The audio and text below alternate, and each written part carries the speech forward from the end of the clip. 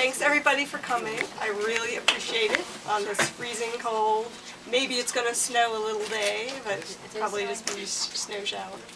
I'm glad to be here at Children's Book World. This is a store that I've been coming to with many of you for a few years now, and buying books and shopping for books, and now they have my book, which is really nice. Yay!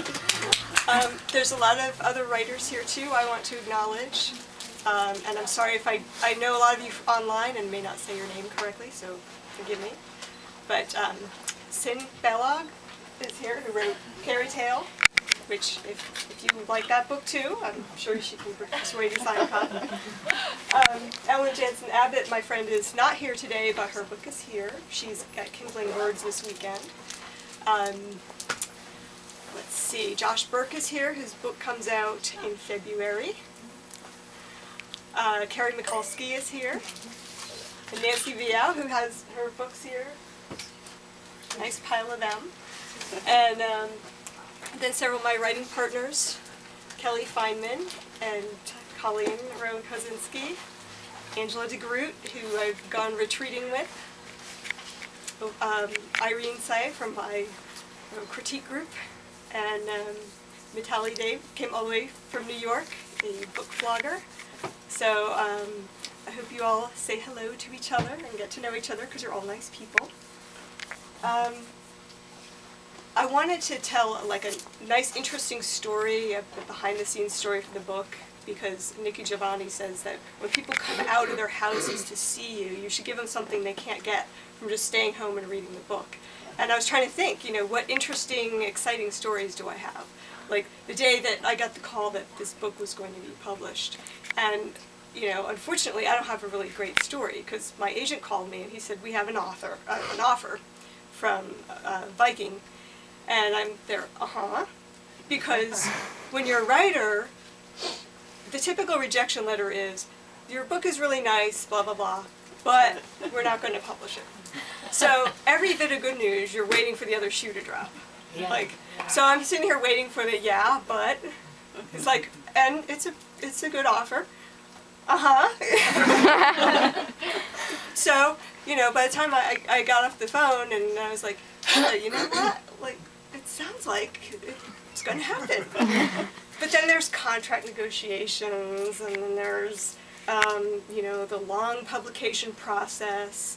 2009 was a year in which a lot of publishing houses were folding or rearranging or letting editors go, so I was always like, you know, holding my breath. And then January 7th finally came. I said, finally, like now they can't take it back.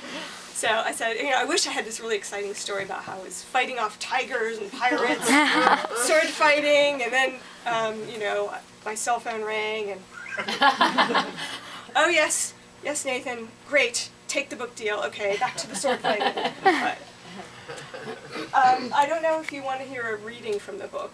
Sure, yeah. Yes. And I thought probably, it's a little difficult for me because it's told from the point of view of a about-to-be 17-year-old boy. So you just have to pretend that's what I am. Julia was killed on Labor Day on her way home from a party. I didn't get to see her that night. I used to meet her on Friday nights, but I was never invited to the parties that she was invited to.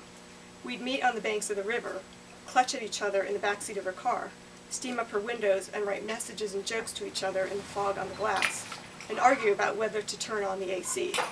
Sometimes we swam in the river late at night when the water was black and no one could see us. We did all that for a year and nobody else knew. There are a couple of reasons we never told anybody about us.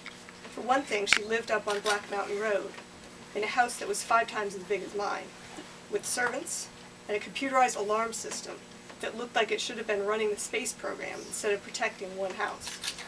At my place, we just had a sign that my father tacked up in our yard that said, "Trespassers will be shot." We didn't have anything worth stealing anyway. I lived on the flats off Higgins Farm Road, where there were no farms left anymore, and a house with my father's junked cars all over the yard.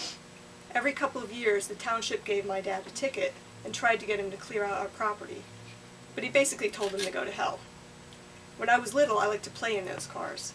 I used to imagine I could help get them running again. By the time I was 15, I realized those wrecks were never going to move again unless they were dragging behind a tow truck. Anyway, that was the biggest difference between Julia and me. Black Mountain versus the Flats. Not that we were Romeo and Juliet or anything. Nobody was trying to keep us apart. My family wouldn't have cared if I'd gone out with her. Julia's family probably would have hated me, but they wouldn't have locked her in her room. It was what her friends would have thought that bothered her, I think. Besides, she already had a boyfriend, Austin Chadwick. His name always sounded fake to me, like the kind an actor would give himself. She was with him that last night. Austin lived on Black Mountain too, with his expensive car and his expensive clothes. I have to admit though, the cars and the clothes didn't bother me, as much as the way he strutted around like he was entitled to it, instead of realizing he was born into it. Dumbass lucky. Was I jealous that he could go anywhere he wanted with Julia? That they ate at the same lunch table and made out in front of the drinking fountain? Hell no, I didn't want to be her boyfriend. Things were better the way they were. She used to drive down to the bridge near my house in her little black car, and I'd meet her there. I guess I would have liked to talk to her at school, though. Not to have to pretend we didn't know each other. When she passed me in the halls, her eyes would glide over me like I was part of the walls. That turned me cold. I liked to break that glide, to catch and hold her eyes. Usually nobody was looking, but once her friend Pam noticed. She nudged Julia, leaned in, and whispered in her ear. Julia laughed and flipped her hair back as if to say, "Who, that guy?" I was just staring into space, and he happened to be in the way.